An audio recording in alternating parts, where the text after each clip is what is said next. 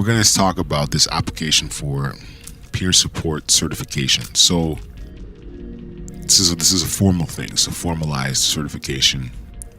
You may have already been doing some level of peer support in your own life throughout different experiences. But I guess this organization has a certification, which I am considering going through this whole process.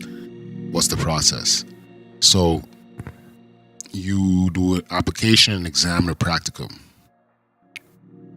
So the practicum is the third stage of the certification process. The certification process takes 6 to 12 months to complete.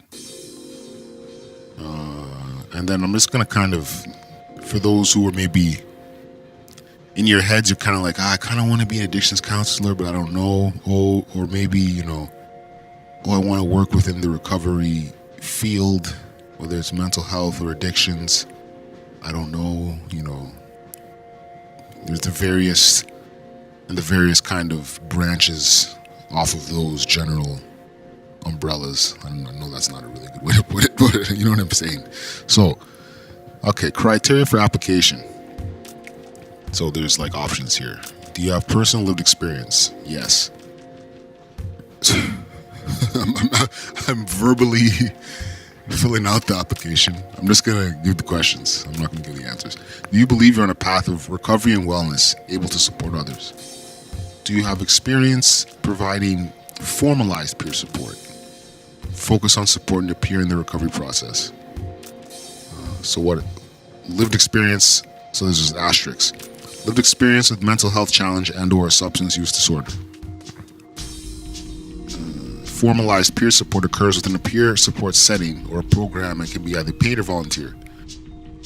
Peer support of a formalized nature assumes that a peer supporter will learn how to ensure that the critical aspects of hopefulness, recovery, orientation, empowerment, non-judgmental acceptance, and trust are promoted within the peer support relationship. And that's the MHCC guidelines. Okay, now, here's some questions about you. Why are you interested in Peer Support Canada's peer support certification? What do you hope to get out of this process? What does recovery mean to you personally? What strengths, gifts do you bring to peer support? And then they have about your experience. Tell us about your experience as it relates to peer support. Use as many pages as you need. As part of the assessment process, Peer Support Canada will be in touch with the organizations to confirm your acquired experience. This helps us design your practicum. So then they have your most recent role, second most recent role, give all the info, and then it's like number of years and months providing peer support at this location. On a full-time basis, 30 plus hours. Part-time, 12 to 29. Casual, less than 12. References, so you're gonna need references, people. As part of this application process, Peer Support Canada will contact references who can speak to your innate qualities and natural skills that indicate your suitability for peer support work. We ask that you provide the names and contact info of 3 to 5 individuals who agree to be a reference. They don't need to know anything about peer support. The questionnaires are designed to assess basic peer support competencies like demeanor, interpersonal, hopeful outlook. And then they're like, the competencies. I read this already. I read that in a few episodes in the past here. The amount of time expected to complete this questionnaire is approximately 30 minutes. We suggest that references might include someone who has been in a supervisory or mentor type role for you, or someone who has worked with you, whether it be paid work or voluntary. Please note that individuals to whom you have provided peer support may not be used as a reference. Members of your fam. Nope. Let's see. You'll be asked to complete an online self-assessment in order to reflect upon your qualities and skills. At the end of phase 1, the results of the assessment will be shared back to you. And you have up to 5 references. So then what are the next steps? What does it say here? Thank you for taking the time to complete this application.